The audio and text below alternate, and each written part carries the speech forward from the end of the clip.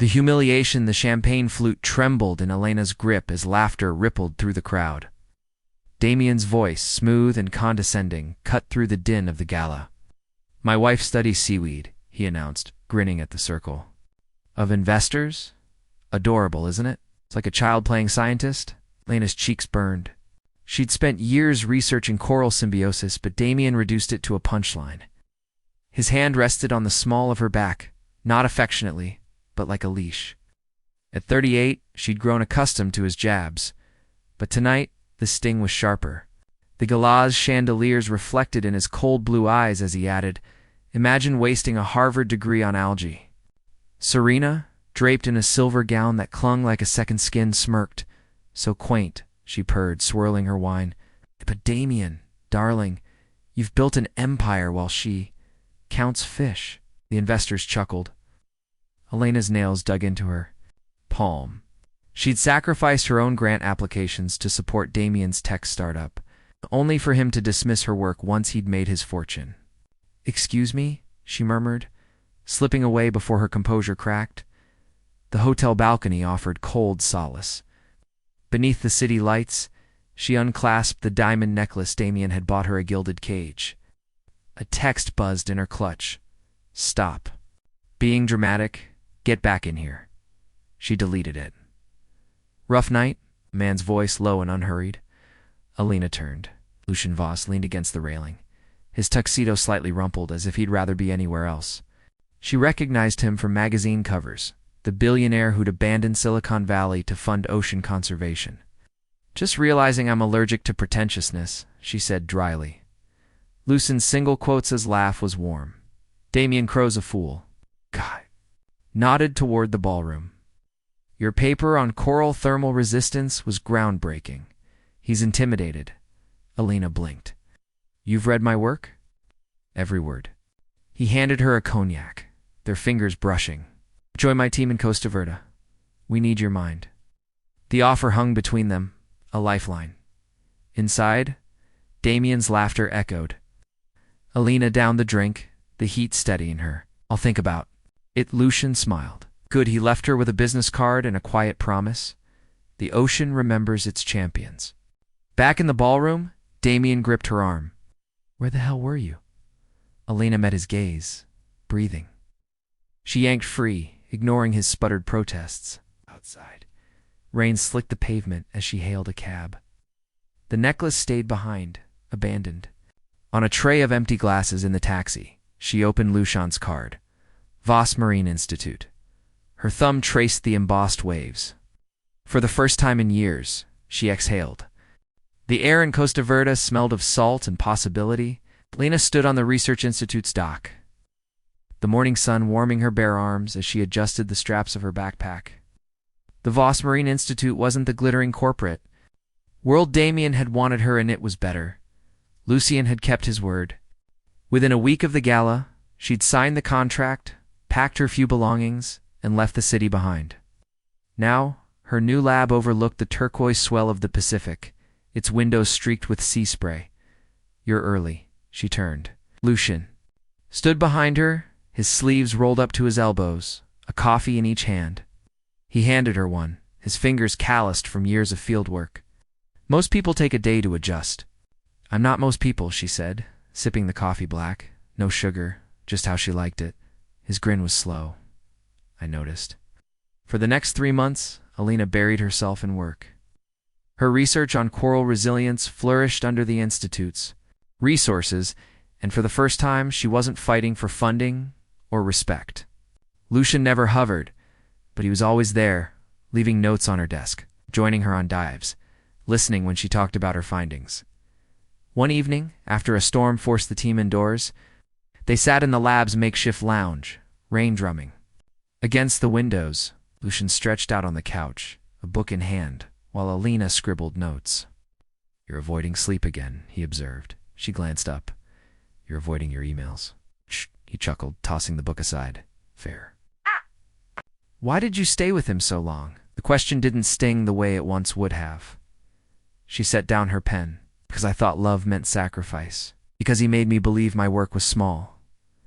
Lucian's gaze was steady, and now. I know better. The silence that followed wasn't uncomfortable. The rain softened to a whisper, and somewhere in the distance, waves broke against the shore. Then, without warning, Lucian reached out, his thumb brushing a smudge of ink from her wrist. Her breath hitched. "Your hands are always stained with something," he murmured. "Ink, salt, seawater." She should have pulled away. Instead, she turned her palm up, letting his fingers trace the lines of her work-rough skin. Occupational hazard. His eyes darkened. "I like it." The air between them thickened. Alina leaned in. A crash from the lab startled them apart. One of the interns had knocked over a tray of samples. Lucian exhaled, running a hand through his hair. "I should," Alina said, pulse still racing. "Me too," but neither moved. The next morning, an envelope arrived. Inside was an invitation, the annual Global Conservation Gala, the same event where Damien had humiliated her. A note in Lucian's handwriting: "You deserve to go back on your own terms. Say the word, and I'll be there with you." Alina stared. At the card, her chest tight. A year ago, she'd left that world in shame. Now, she had a choice: hide forever, or return as someone new. She folded the invitation into her pocket and went to find Lucian. Alina found Lucian knee-deep in tide pools, his sleeves rolled up as he carefully lifted a brittle star from the water.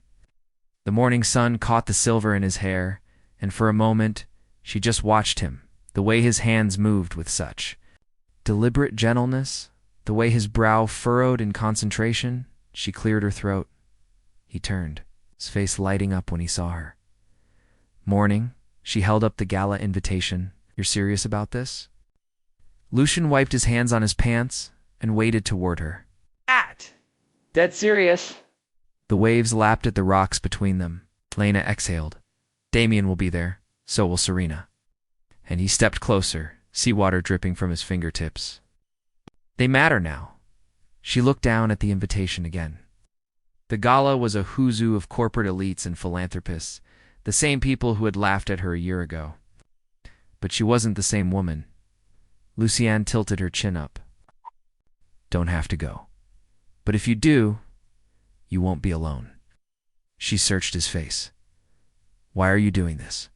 "Because I've watched you work miracles in a lab," he said quietly. "Because you deserve to stand in front of them and know they were wrong about you." Her throat tightened. She hadn't realized how much she needed to hear that. "Okay," she said. "Let's go."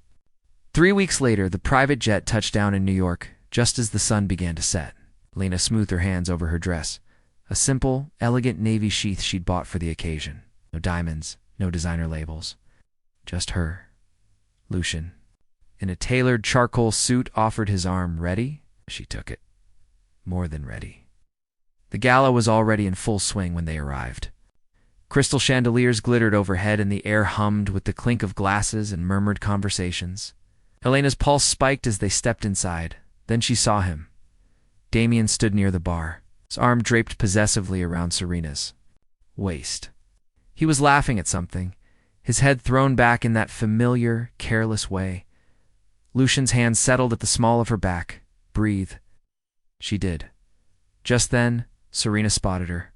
Her perfectly sculpted eyebrows shot up. She whispered something to Damien, and his head snapped toward Alina. His smile faltered. Alina held his gaze and didn't look away. The whispers started the moment Alina stepped into the ballroom. "Isn't that Damien's ex? She looks different. Who's the guy with her?" Alina ignored them, her chin high, her fingers lightly resting on Lucien's arm. She could feel Damien's stare, like a physical touch, sharp, disbelieving. Serena was the first to break. She detached herself from Damien's side, her stiletto heels clicking against the marble floor as she approached. "Alina," she purred, her smile razor-thin. "How unexpected." Lena sipped her champagne. Serena, still clinging to other people's accomplishments, I see. Flicker of irritation crossed Serena's face. She glanced at Lucian, her gaze raking over him with predatory interest. "And who's this?" Lucian didn't offer his hand. "Lucian Voss." Recognition flashed in Serena's eyes. The Voss name carried weight more than Damien's ever could. Damien finally strode over, his jaw tight. Alina. His voice was strained. You didn't mention you were coming. I didn't realize I needed your permission. The guests nearby had gone quiet, watching the exchange like a tennis match. Damien's eyes darted to Lucian, then back to her. You look well, she smiled. I am. The silence stretched. Damien shifted, uncomfortable. He wasn't used to being the one off balance. Then, the evening's host tapped a microphone. Ladies and gentlemen, it's time to present this year's Global Conservation Leadership Award. Lucian squeezed Elena's hand. That's my cue. He walked to the stage. Damien leaned in. You're with him now? His voice was low, disbelieving. Alina kept her eyes on Lucian. Jealous? Damien scoffed. Of what? A washed-up billionaire playing environmentalist? On stage, Lucian accepted the award, then paused. There's someone I'd like to acknowledge tonight. Dr. Elena Moreau, whose groundbreaking research on coral symbiosis is the foundation of our latest conservation efforts. A spotlight swung to Alina. The room erupted in applause. Damien's face went pale. Lucian wasn't finished. Alina, would you join me? She walked to the stage, her heart pounding. As she took Lucian's hand, she glanced back at Damien just. Once, his drink slipped from his fingers, shattering on the floor. The applause still echoed in Elena's ears as she stepped down from the stage, Lucian's hand warm against the small of her back. The crowd parted for them, no longer the pitying glances of a year ago, but something new, respect. Oh, Damien stood. Frozen near the bar, his knuckles white around a fresh drink. Serena had vanished into the crowd. Her earlier bravado evaporated. You were magnificent, Lucian murmured, his breath brushing her ear. Alina smiled. We're just getting started. Then a voice cut through the hum of conversation. Ms. Moreau.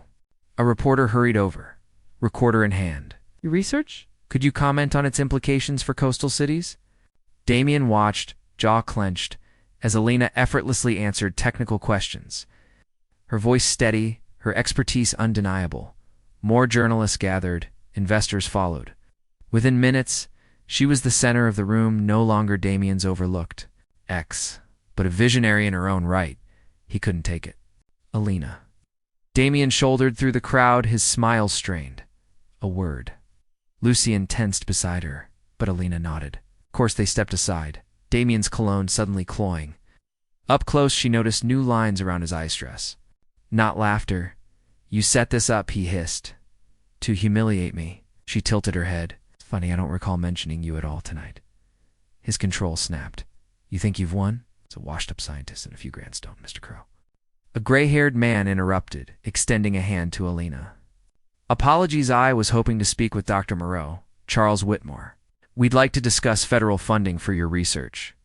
Damien recoiled. Whitmore was a legend, the man who'd rejected his own coastal development proposal last year. Alina smiled. I'd love to. As Whitmore led her away, she glanced back at Damien one last time.